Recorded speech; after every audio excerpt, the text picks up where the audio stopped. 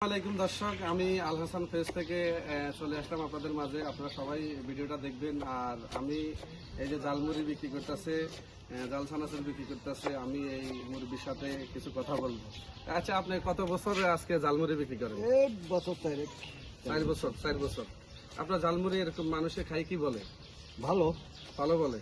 আপনি কোথায় কোথায় জালমুড়িটা বিক্রি করেন? আমি যেমন মুন্সিরহাট, চৌধুরী বাজার, তারপরে যে চর বসু, বটতলি, বিভিন্ন অনেক জায়গাতে আপনি তো আপনাদেরকে অনেক সময় নদীর পাড়েও তো দেখা যায়। নদীর পাড়ে কি আপনি যান?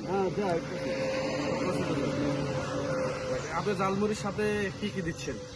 এই কাঁচামরিচ, তারপরে পেঁয়াজ, এরপরে শসা, এরপরে দিয়ে আপনি দেখা গেছে জিরা, তারপরে দিয়ে লং, এলাচি, দারচিনি, জায়ফল, বিভিন্ন ইত্যাদি মশলা চিহ্ন করি, তারপরে দেয়া। আপনি তো দেখছি পেঁয়াজও দিচ্ছেন। এই যে পেঁয়াজ, এটা কি বিট লবণ? বিট লবণ। এই যে সুন্দর বিট লবণ, তাই না? আর আপনার একটা জিনিস আমি দেখলাম, খুব ভালো লাগলো আমার থেকে। এটা কি আপনার? এইটা হলো আমার বসার একটা টেবিল। এটা কি বসার একটা টেবিল? টেবিল। এটা সিস্টেমটা কি আপনি একটু আমাকে কি দেখাবেন? সিস্টেমটা হলো যেমন একটু দেখাবেন। যেমন হ্যাঁ, বলেন। আমি নদী পাড়ে গেলাম, যাইয়া এই নাটটা দেখা যাচ্ছে আমি যেমন খুললাম, এভাবে করে দিন।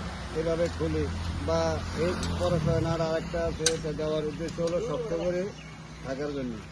এরপরে যেমন এটা খুলে এইভাবে উপরের দিকে টান দিলে এটা বস।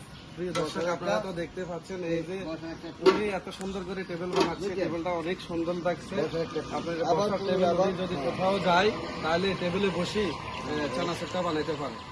তো দর্শক, ভিডিওটা ভালো লাগলে অবশ্যই লাইক কমেন্ট করে পাশে থাকবেন। ওকে, আল্লাহ হাফেজ।